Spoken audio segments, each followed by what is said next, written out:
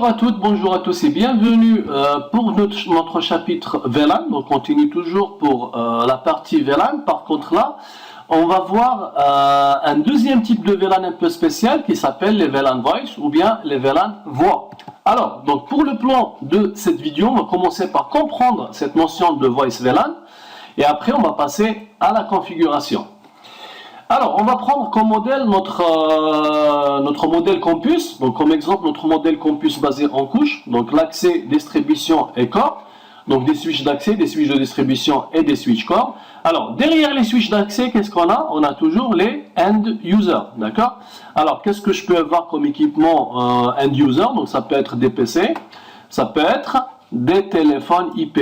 D'accord? Donc, là, on va parler un peu de téléphonie sur IP.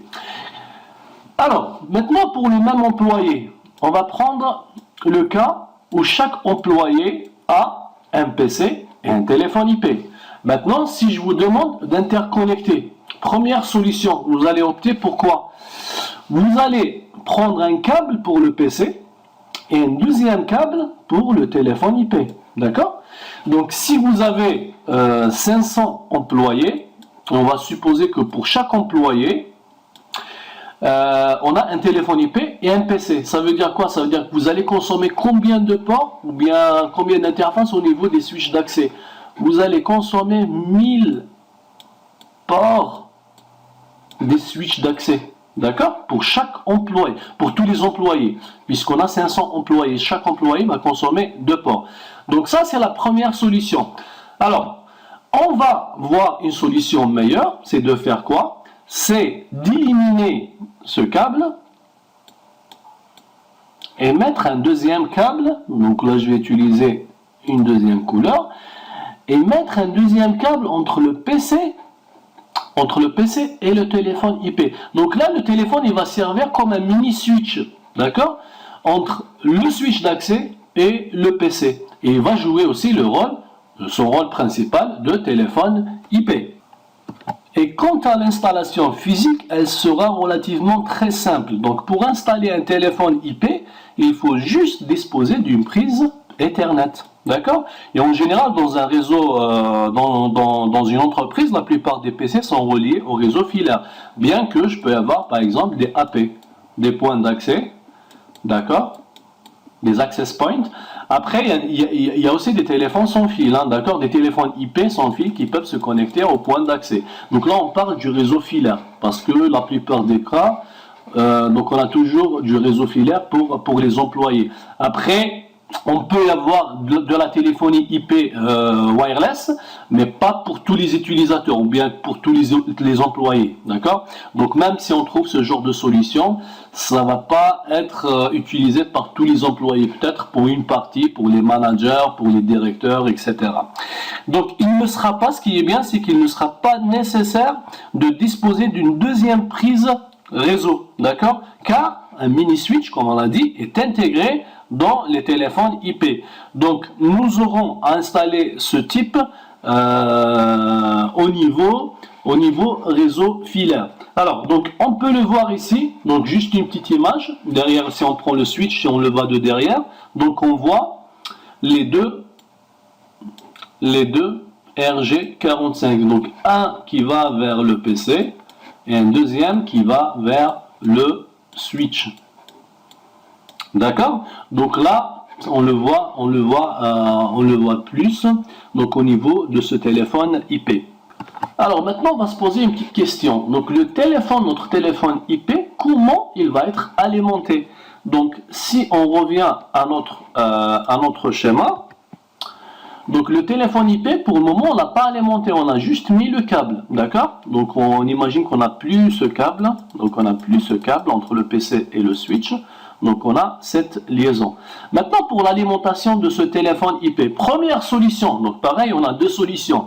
Alors on peut utiliser une alimentation avec une prise électrique, donc pour alimenter le téléphone.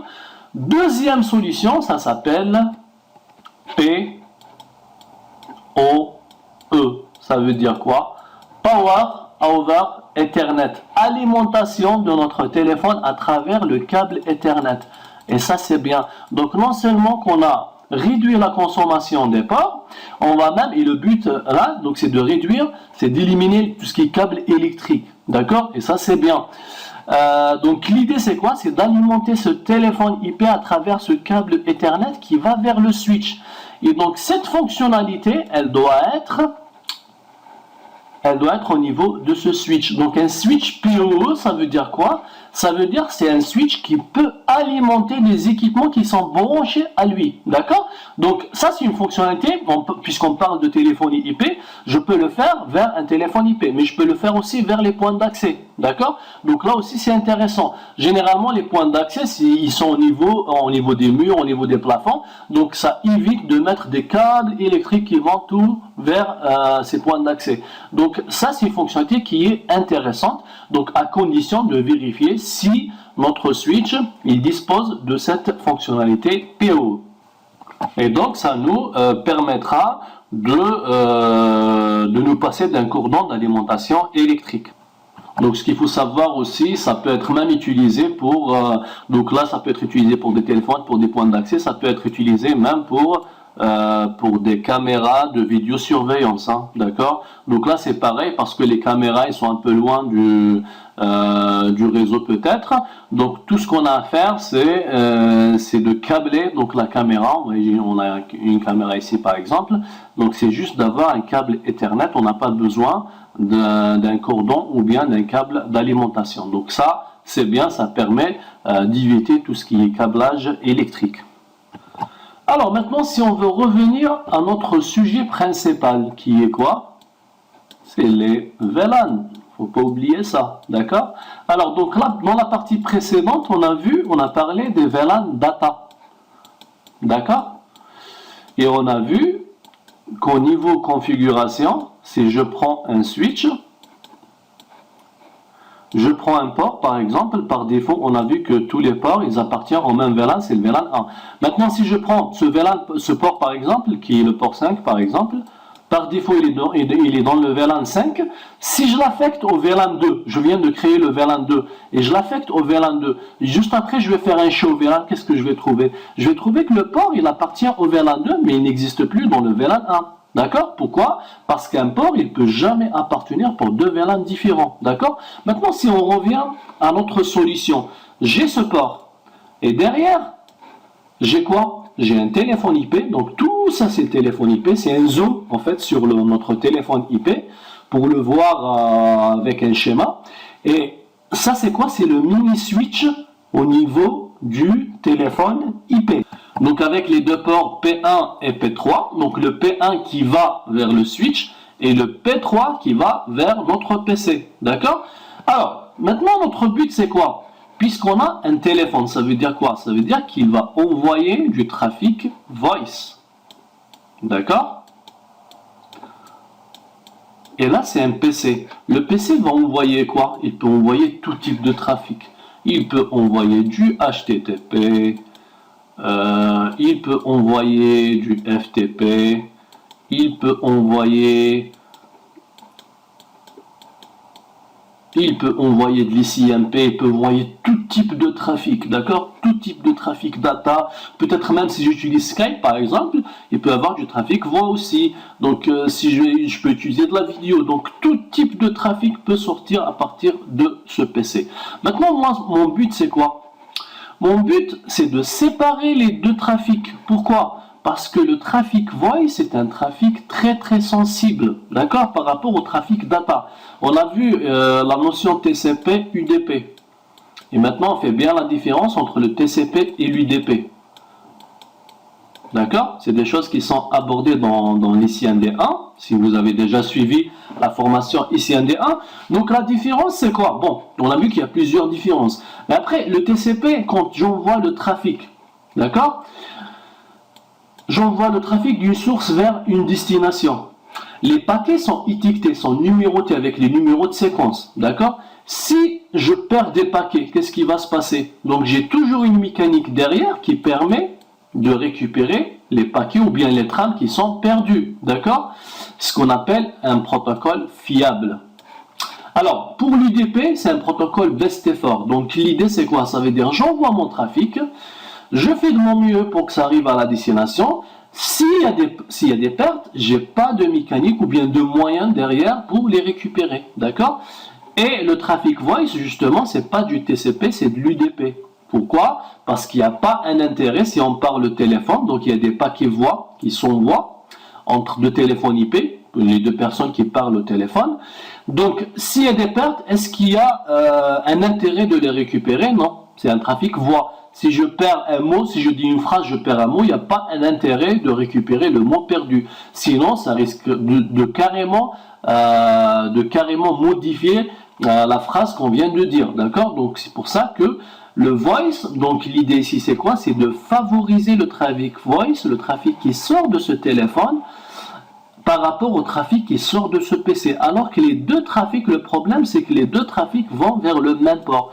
Donc, on va jouer au niveau du switch.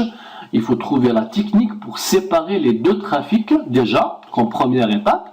Après, on va utiliser des outils plus puissants pour donner plus de priorité de ce trafic par rapport aux autres trafics. Donc, en première étape, déjà, il faut trouver le moyen de séparer les deux trafics. Et ce moyen-là, c'est quoi? C'est les voice VLAN, d'accord? Alors, sur certains documents, vous allez trouver le mot VLAN auxiliaire. Vous pouvez trouver le mot VLAN secondaire, d'accord? Et le but ici, c'est quoi? C'est de créer, donc on a déjà un VLAN data, par exemple le VLAN 5 ou bien le VLAN 2, on prend le même exemple. On va supposer que le PC, il appartient au VLAN 2, d'accord? Donc, au niveau du switch, qu'est-ce que je vais faire? Je vais créer un deuxième VLAN, sauf que ça ne va pas être un VLAN data, ça va être un VLAN voice. Et l'idée, c'est quoi? C'est d'affecter ce même port pour les deux VLAN. Ça, c'est possible par contre. Donc, je peux affecter le port pour le VLAN data 2 et je peux affecter ce port pour le VLAN voice. Par exemple, on va lui donner le ID 10. D'accord? C'est juste un exemple. Donc là, c'est pour vous dire que un port, je ne peux pas l'affecter pour deux VLAN data. Par contre, je peux l'affecter pour un VLAN data et un VLAN voice. Alors, on passe à la partie configuration. Donc, il faut rentrer en mode configuration globale. Donc, il faut taper la commande VLAN 10. Donc, on va donner un nom, par exemple, voix IP, d'accord? Donc, il faut sortir, il faut rentrer en mode configuration au niveau de l'interface et taper la commande switch port voice VLAN 10. Ça veut dire quoi? Ça veut dire qu'on a affecté cette interface au VLAN voice 10, d'accord? Et c'est un VLAN qui est différent du VLAN data, d'accord? Alors, donc, on va essayer de faire un petit lab avec notre outil Packet Tracer. Alors, donc, s'il n'y avait qu'un téléphone IP derrière ce switch, donc le problème ne se pose pas. On va créer un VLAN, on va affecter ce port pour ce VLAN, d'accord? Mais comme il y a un PC derrière, maintenant, ce qu'on va faire, donc au niveau du switch, alors on va passer au mode configuration. Donc, on va créer combien de VLAN? Donc, on doit créer deux VLAN. Le premier VLAN, c'est un VLAN data. Donc, on va nommer, par exemple, on va créer le VLAN 10, qu'on va nommer data. D'accord? Donc, c'est le trafic, c'est pour le trafic qui vient du PC. Alors, deuxième VLAN, donc c'est le VLAN 20, par exemple, qu'on va nommer VoIP pour la téléphonie. D'accord? Alors, maintenant, on va voir juste le port qui est utilisé avec ce téléphone. Donc, c'est le port 1. Donc, on va rentrer en mode configuration au niveau de cette interface. Donc, forcer le port dans le mode access, switch port mode access. Et après, à partir de là, on peut l'affecter pour les deux VLAN. Donc, switch port access VLAN 10. Donc, on vient d'affecter ce port pour le VLAN 10 pour tout ce qui vient du PC, pour le trafic data. Et on va l'affecter pour le voice VLAN 20. Donc, c'est la commande qu'il faut taper pour affecter le port au VLAN 20 ou bien au VLAN voice. D'accord? Donc, la commande ici, on voit le voice. Ça veut dire qu'on vient d'affecter le port pour les deux VLAN. Donc, le VLAN 10 data et le VLAN 20, le VLAN qui est dédié pour la téléphonie. Donc, comme ça, notre switch, il peut différencier le trafic qui vient à partir de ce téléphone IP par rapport au trafic qui vient du PC. Maintenant, pour que le switch puisse différencier justement ces deux trafics, donc le téléphone, il va taguer les trames dans le VLAN 20 qu'on vient de créer pour la téléphonie. Et il ne va pas taguer les trames qui viennent de ce PC, d'accord, vers le switch. Donc là, il faut renseigner le numéro du VLAN VoIP pour le switch. Sinon, le téléphone et le switch, s'ils sont de marque Cisco, les deux, donc on parle du cas Cisco, donc c'est une formation Cisco, le switch peut indiquer le numéro du VLAN, d'accord, au poste IP par rapport à quel protocole, en utilisant un protocole que vous pouvez deviner facilement. C'est quoi le protocole Cisco qui est activé par défaut pour les voisins? C'est le protocole CDP, d'accord? Alors on va faire une petite simulation. Donc avec Packet Tracer, on peut voir le trafic qui est envoyé et reçu entre les équipements. Alors regardez bien ici, quel est le trafic qui est envoyé entre les deux. Donc là on voit bien, alors je vais juste glisser un petit peu le switch, voilà, pour que ça soit plus clair. Donc là on voit le trafic, après on peut faire un filtre, hein. Donc moi j'ai fait un filtre pour éviter tous les autres trafics, donc j'ai activé juste le CDP, sachant qu'il y a un autre protocole qu'on va voir après qui est activé par défaut, c'est le STP. Ça veut dire si je coche ici STP, donc vous allez attendre un petit peu, vous allez voir qu'il y a des trames ou bien des paquets STP qui vont être envoyés par défaut par les switches Cisco. Donc ça c'est une partie qu'on va voir après.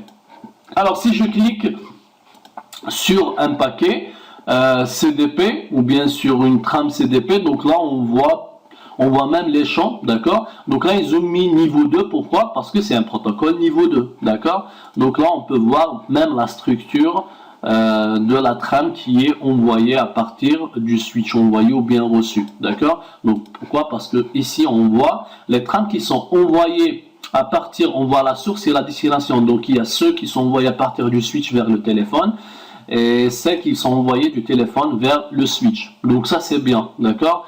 Donc là ça nous permettra de voir même la structure de chaque en-tête d'une trame. Donc là c'est pour vous dire que c'est le protocole CDP qui permet, d'accord, de taguer, d'envoyer le numéro, le ID du VLAN pour le téléphone IP pour pouvoir le taguer et différencier les deux types de trafic. Donc là on parle plutôt du protocole. Alors si je reviens juste à notre slide, donc là on parle plutôt du protocole 802.1p, d'accord, c'est un protocole qui est standard, et ça c'est plus des choses qui sont abordées dans le cours switching avancé. Donc là c'est plus pour la qualité de service, parce que si on revient à notre schéma ici, le but c'est quoi au final? De différencier les deux types de trafic. Donc en première étape c'est de différencier les deux, mais le but final c'est d'implémenter ce qu'on appelle la qualité de service, d'accord. Bien que pour le niveau 2 on parle de COS, Class of Service, d'accord. Donc là, le but c'est quoi? C'est donner un niveau de priorité pour les trames qui sortent à partir du téléphone, notre téléphone IP par rapport aux trames qui sortent à partir de notre PC. Et le but, bien sûr, c'est de favoriser le trafic. Ce trafic, pourquoi? Parce qu'il est très très sensible. Le trafic voix, il est très très sensible par rapport au trafic data. Donc si je prends par exemple l'exemple du HTTP qui fait du TCP, donc si on perd des paquets, d'accord, le fichier qu'on le reçoit après 5 minutes ou bien après 1 heure ou bien après 2 heures, ce qui est sûr c'est qu'on va le recevoir. Pourquoi? C'est du TCP. Si on a des pertes de paquets, on a toujours un moyen de les récupérer. Par contre, la voix, donc qui fait de l'UDP, qui travaille avec l'UDP, si on perd des paquets, ça y est, on n'a pas le moyen de les récupérer. Et pour avoir une meilleure qualité de voix, donc il faut donner le niveau de priorité le plus élevé par rapport à la data. Donc c'est ça notre but final avec cette notion de voice VLAN. Donc en première étape, c'est de séparer les deux trafics, et l'étape suivante, c'est d'implémenter une qualité de service pour favoriser le trafic voix par rapport au trafic data. Donc voilà, on est arrivé on est arrivé au terme de cette vidéo, de cette présentation des Voice VLAN. Donc on a commencé par comprendre cette notion de VLAN. Donc ce qu'on peut dire, cette notion de Voice VLAN, c'est qu'on a un deuxième type de VLAN qui nous permet de brancher un téléphone et un PC derrière un switch d'accès en utilisant un seul port. D'accord? Donc on a vu la notion de PoE, Power over Ethernet. Donc ça c'est plus par rapport à l'alimentation électrique des téléphones IP. Donc ça aussi c'est un plus, ça permet d'éviter tout ce qui est câblage électrique, tout ce qui est cordon électrique. Donc ça c'est bien aussi. Donc on peut séparer les deux trafics voice et data. Et le but c'est quoi? Le but final c'est d'implémenter une certaine qualité de service. Donc cette présentation est loin d'être complète pour tout un domaine de téléphonie sur IP de qualité de service.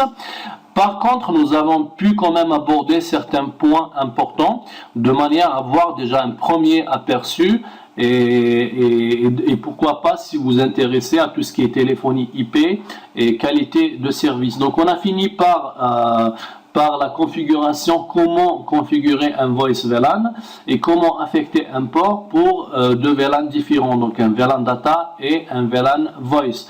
Donc je vous remercie de m'avoir suivi et je vous donne rendez-vous pour les prochaines vidéos.